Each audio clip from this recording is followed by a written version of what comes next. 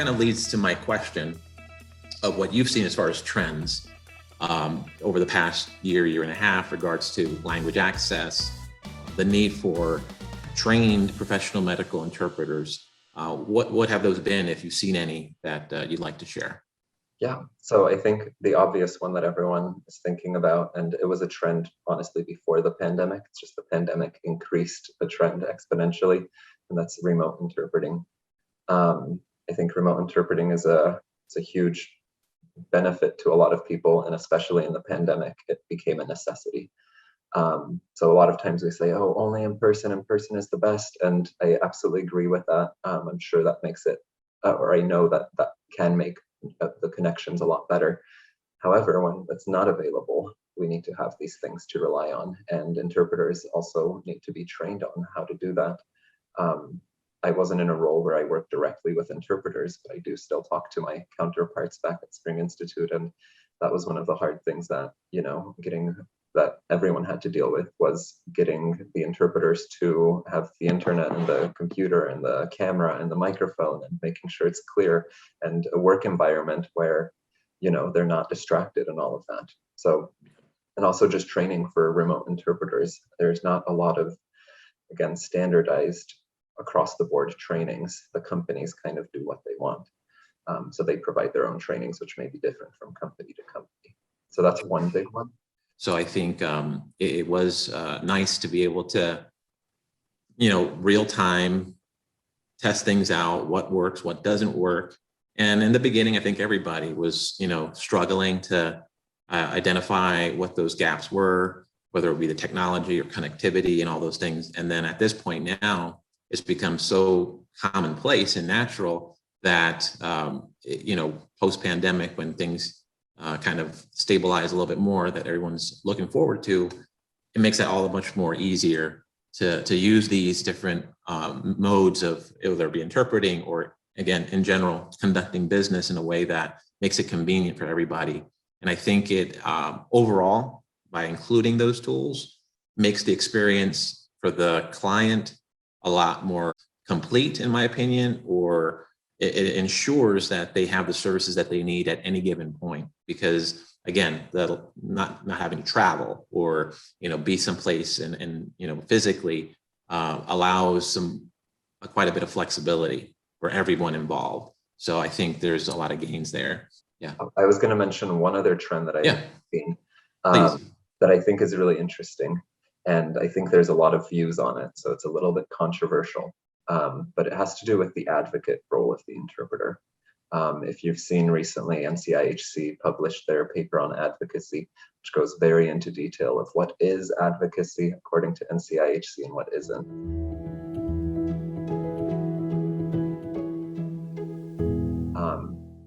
And on the other side of the spectrum, you're seeing a lot of cultural navigator, patient guide type of roles, or like bilingual patient guide or things like that, popping up in different hospital systems. And this is a service that has been provided at some hospitals for foreign patients, for example, who come in from a different country to receive some surgery or something.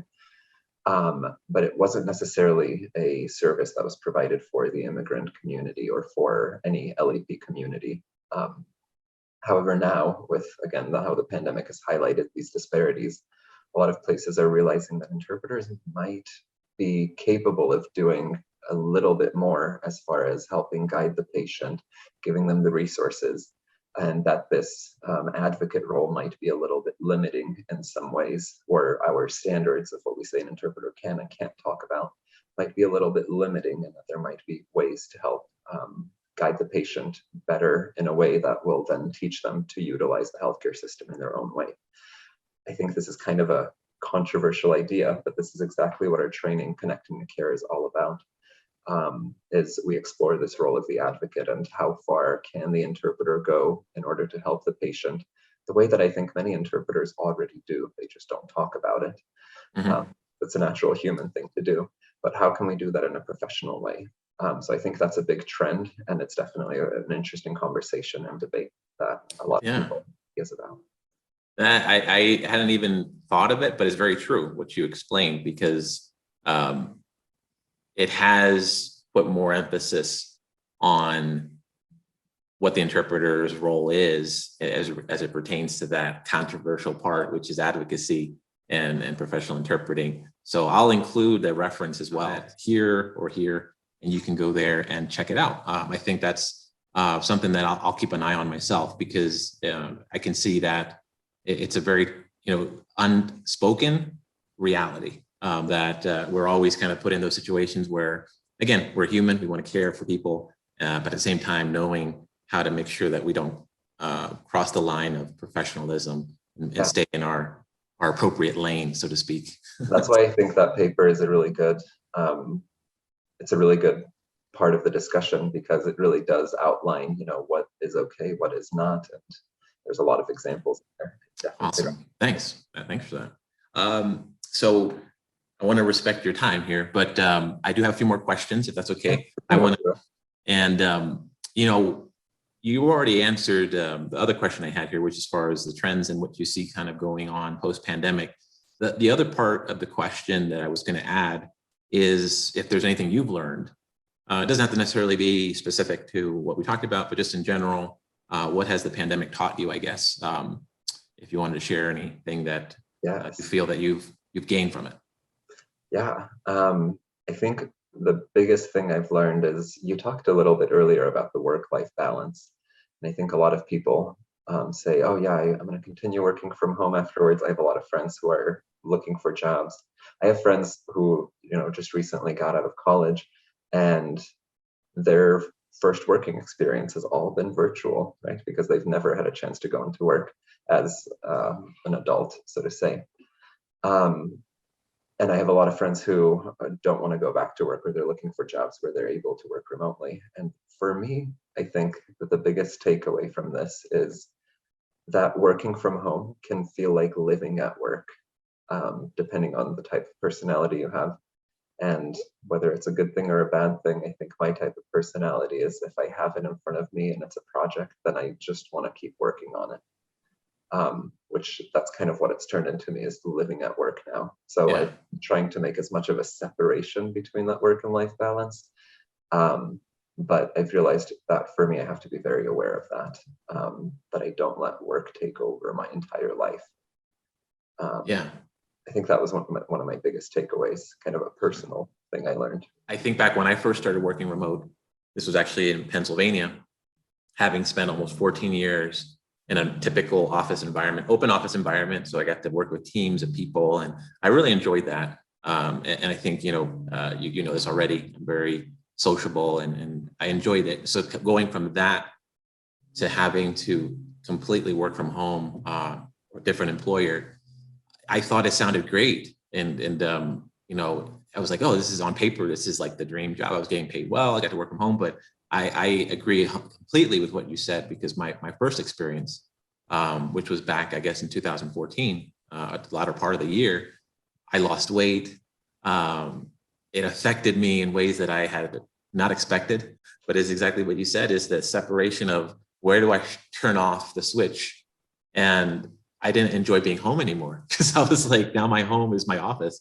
So it was a very big shift. And I think a lot of people will appreciate that, because if you've never worked remote and you are in a typical work environment where you're interacting with people, which a lot of people do, to make that switch to the other extreme is shocking for the system. And I think you're right. We can probably have another discussion about self-care and the importance of, a friend of mine, one thing I'll just quickly share, some people actually will leave their house in the morning, it sounds silly, and drive around and come back home just to mentally switch gears. Routines that we get into, keeping a good routine is even more important when you're working remote, because if you don't have that, there is no separation.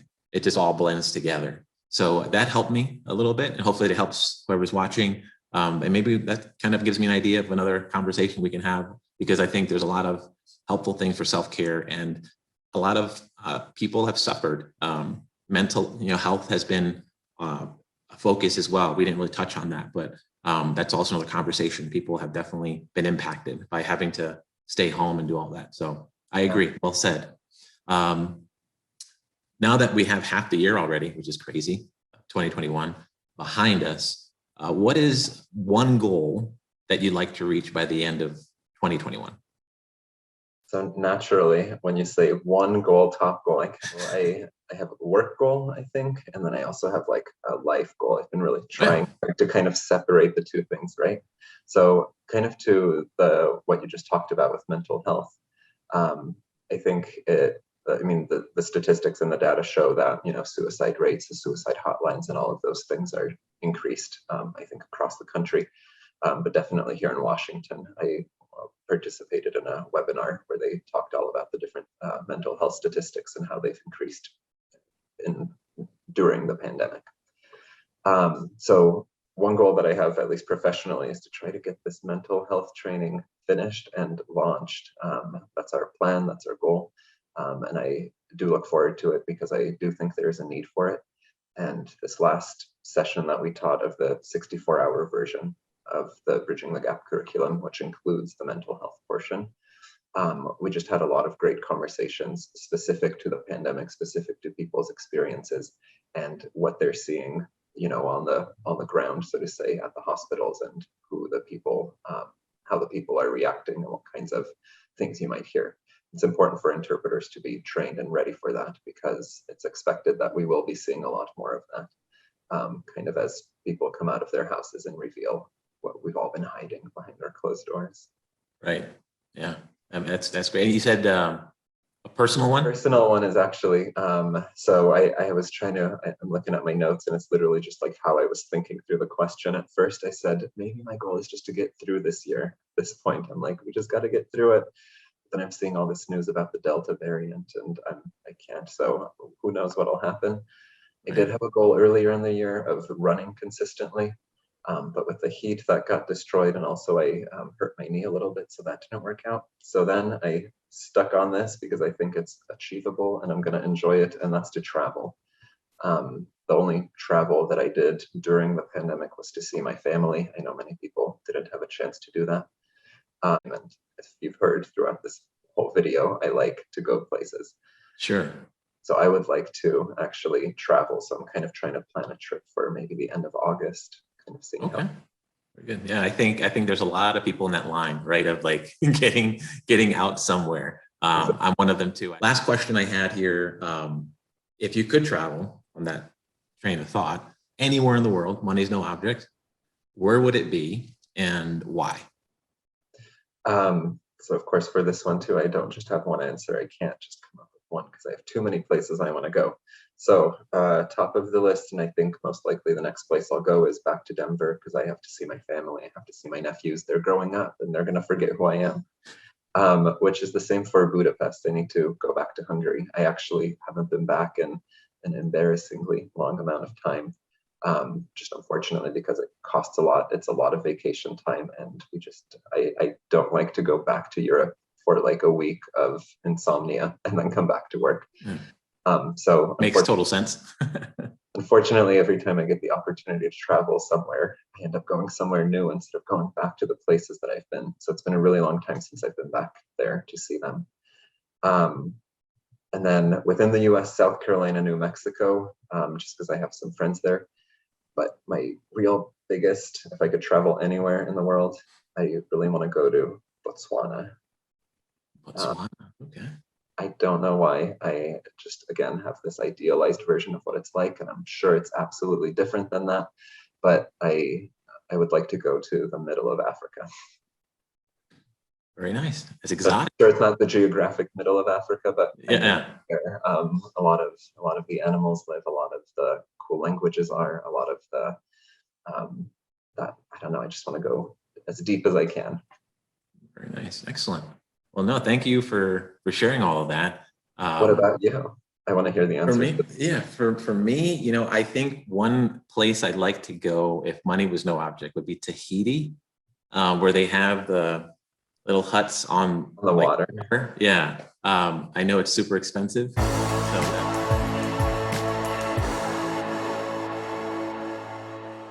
go quick before the water rises too high. Yeah. No, I think that would be like my dream, just where probably there's no connectivity, and that'd be okay.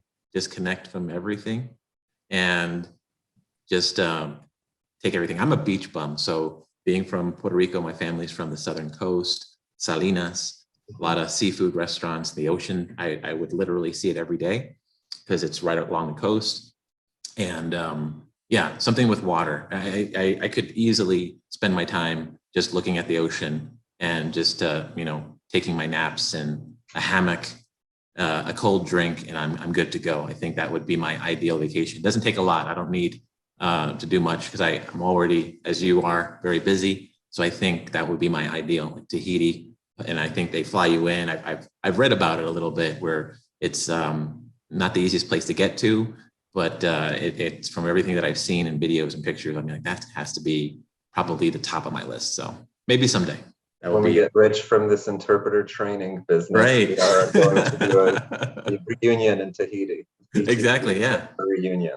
That's a plan. I like it. I like it. Then we can write it off, right, as a business expense. Yeah, we're working. That's a good plan. I like it. Well, thanks again. I know that your time is valuable, and it's been fun catching up. And if there's again opportunity for those watching, there's going to be, as you've seen throughout the video, links and emails can be sent to the cross-cultural healthcare program. I'll make that email also available for those of you who want to contact them. It's on their website, but a lot of that will be available here. If you like this content, please like, subscribe. Allows me to improve the content and also hopefully add value to the small business community, the non-English speaking communities that we focus on, is really helping them have access to resources that they deserve so that they can, again, continue to benefit from everything available, regardless of their condition or social status. So, thanks for watching and listening. Please like and subscribe, and don't forget to smash that bell for notifications.